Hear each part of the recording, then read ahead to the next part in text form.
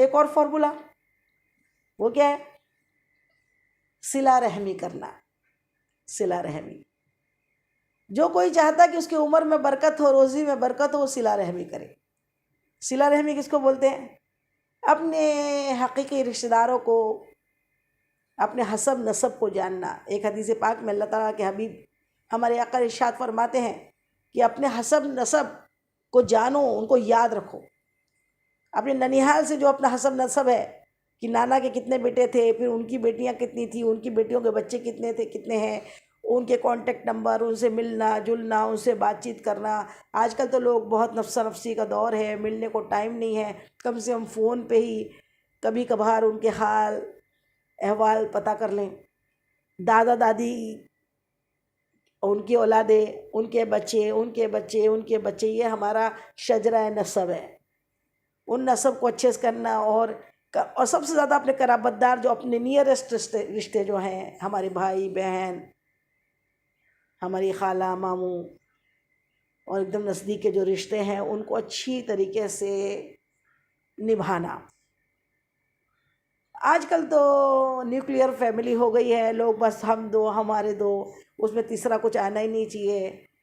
और एक आध, और सबसे बड़ा फार्मूला ये भी है कि रिश्तेदारों को खुश करके जो भेजता है, जो, और ये भी याद रखिए, मेहमान आते हैं ना, मेहमान भी रिस्क लेकर आते हैं। हदीस पाक में है कि मेहमान जब आता है ना, वो अपनी हिस्से का रिस्क आपके दस्तरखान पे खाता है,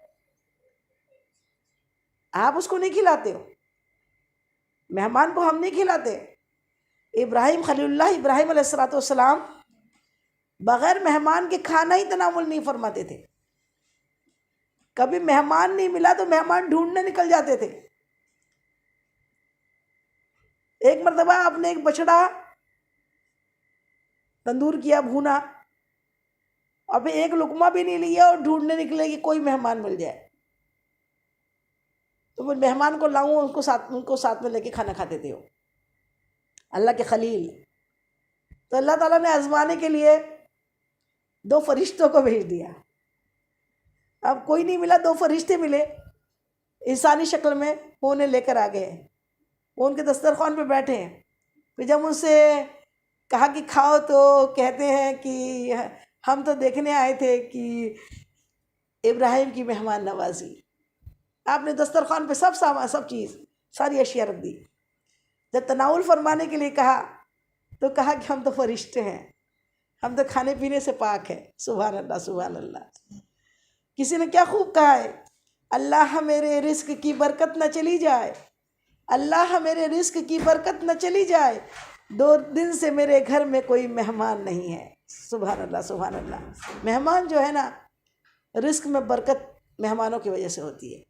मेहमान के आने से कभी आपने देखा कि मेहमान, हम जो खाना रोज़ खाते हैं उसमें वो लज्जत नहीं मिलती, लेकिन अगर कभी कोई मेहमान आ जाए ना, फिर उनके साथ जब हम खाना खाते हैं, तो वो सादे से खाने में ही ऐसा लुत्फ़, ऐसा मज़ा होता है। और मज़ा कौन डालता है? अल्लाह ताला। इसलिए हम बहनों, बच्चियों, माँओं से मुअद्दबाना गुजारिश है कि मेहमानों को देखकर नाक मुँह न सिकोड़ा करें।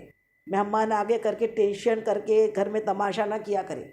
मेहमान आए तो खुश हो जाया करें कि अल्लाह ने हमारे घर रिस्क भेजा है। एक बीबी थी जो अपने शोहर की इस मेहमान नवाजी से बहुत परेशान थी। उसने जाकर शिकायत करी वहाँ के वली से कि क्या करूँ, बहुत परेशान हूँ, मेरे शौहर रोज़ ही कोई कोई मेहमान लेकर आ जाता है और मुझे रोज़ ढेर ढेर सारा खाना बनाना पड़ता है, मैं क्या करूँ। तो वह बुजुर्ग मुस्कुराए और कहा कि ऐसा करो ना, आज जब कोई मेहमान आए तो फिर जब जाएंगे तब देखना। मेहमान आते तो अपना रिस्क लेकर है, और जाते हैं तो तुम्हारे घर की परेशानियां, बलाएं, बीमारियां लेकर बाहर निकल जाती है। मेहमान के साथ नहीं जाती, वरना लोग डर जाएंगे मेहमान ही ना बने। मेहमान दरवाजे से निकलते हैं तो बलाएं भी बाहर निकल जाती है। मेहमान आते हैं तो घर में सुकून, रोज़ी रिस्क में बरकत लेकर आते हैं। तो हम औरतें अपने शौहरों को बर्बाद करने में तुली रहती है, ये बोल के कि मेहमान क्यों आ गया मेरे घर को। मेहमान से रोज़ी में बरकत होती है। इसलिए जब मेहमान आए तो खुश हुआ करें, जो भी हो सकता हो जितना उतना अपने घर से उसको खिला पिला के भेजें। ये रोज़ी में बरकत का उसूल है। अब एक और फार्मूला रोज़ी में बरकत का, वो क्या है? कभी कभी रोज़ी घर में रहने वाले कमज़ोरों के ज़रिए मिलती है। घर में जो कमज़ोर, बीमार, परेशान हाल, घर में जो जॉइंट फैमिली में रहते हैं ना, उसमें कभी कभी आपने देखा होगा कि एक भाई ये बहुत कमाता है और एक भाई है उसके पास, बेचारे के पास कोई रोज़ी नहीं है। फिर लोग उसको ताने मारते हैं कि मैं ही इसकी फैमिली को पालूं, मैं ही इसको खिलाऊं, मैं इसको पिलाऊं, क्या करूं, इसका तो कारोबार चलता ही नहीं है। तो उस पर भी पता लगा, हुजूर पाक फरमाते हैं कि आप ये ना समझो आपको रोज़ी मिल रही है तो आपको अपनी वजह से, आपकी मेहनतों की वजह से मिल रही है, बल्कि वो रोज़ी घर में रहने वाले आपके बीवी, बच्चे, भाई बहन, माँ बाप जो कमज़ोर है उनके ज़रिए, उनके हिस्से से अल्लाह आपको खिलाता पिलाता है। यहाँ तक आपके ऑफिस में जो लोग काम करते हैं, कोई कॉन्ट्रैक्ट, कोई टेंडर भी जो पास होता है ना, उन ऑफिस में काम करने वाले, उनके नसीब से अल्लाह ताला उसके बॉस को देता है। वो इसलिए कि उसको मिलेगा तो वो उसको बराबर सैलरी देता रहेगा।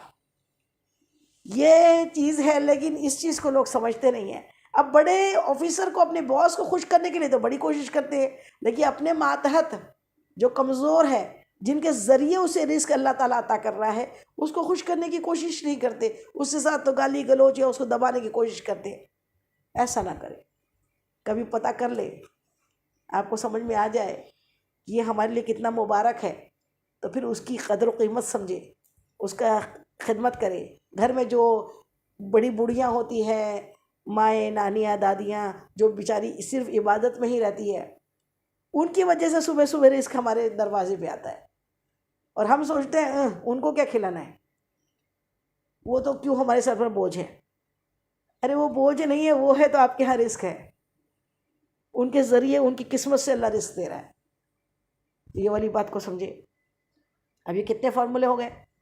पहला कौन सा हुआ? ये सब याद कर ले। पहला तकवा, डरेंगे सब लोग इंशाल्लाह। बोलो इंशाल्लाह। सब अल्लाह से हर पल डरेंगे।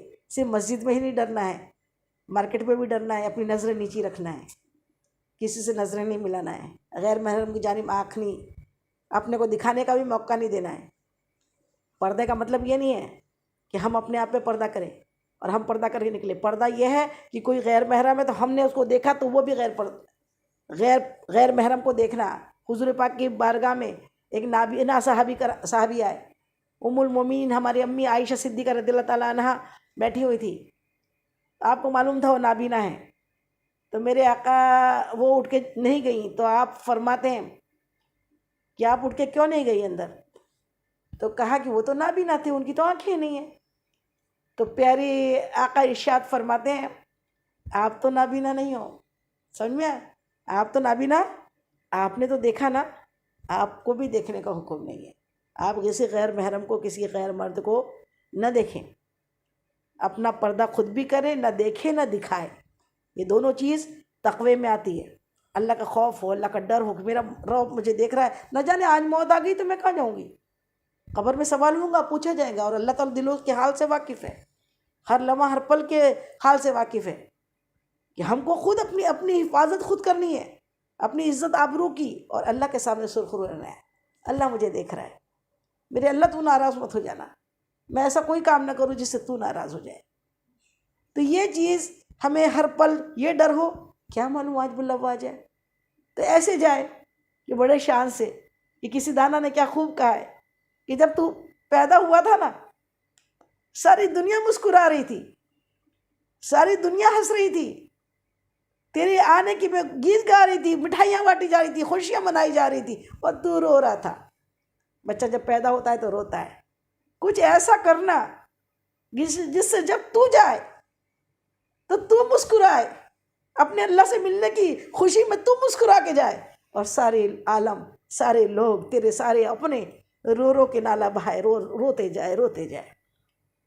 अच्छे होंगे तभी तो दुनिया वाले रोएंगे ना, वरना बोलेंगे अच्छा हो गया मर गया, अच्छा हो गया मर गई। अल्लाह ताला ऐसा कुछ बना दे कि तू भी राज़ी हो, तेरे बंदे भी राज़ी हो।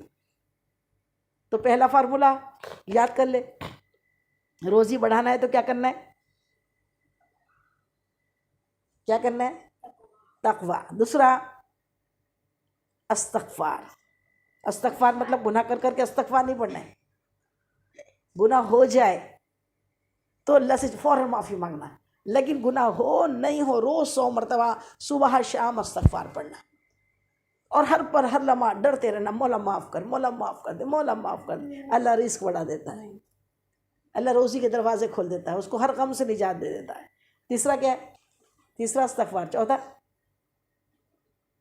तवक्कल, अल्लाह पे तवक्कल हो, भरोसा, मेरा रब रज़्ज़ाक़ है, वो खिलाएगा मुझको, मैं कोशिश करूँ वो देगा, वो मदद करेगा। ला हौला पढ़ते जाए, ला हौला वला कुव्वता इल्ला बिल्लाह हिल अलील अज़ीम भी जन्नत के ख़जानों में से ख़जाना है।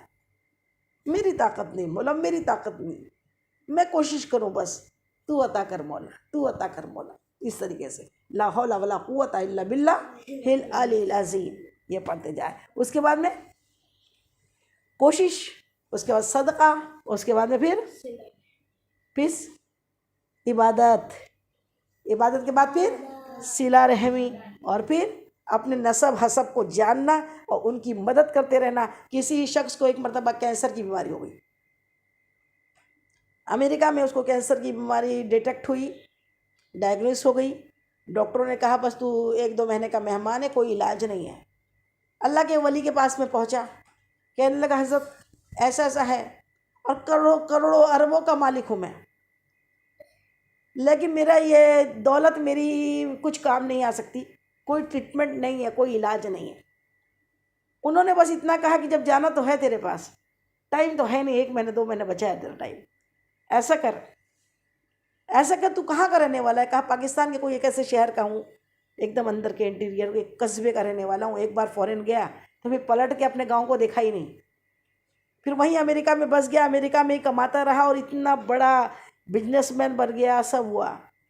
उन्होंने कहा जब जाना तो है तुझे, अब तो तेरा माल दौलत भी तेरे काम आ रही नहीं है, ऐसा करना, तू जो टाइम तेरा बचा है वो टाइम तू अपने आबाई वतन में, अपने आबाई शहर में तू चले जा, जहाँ तेरा घर था, कदीमी घर, वहाँ तू चले जा।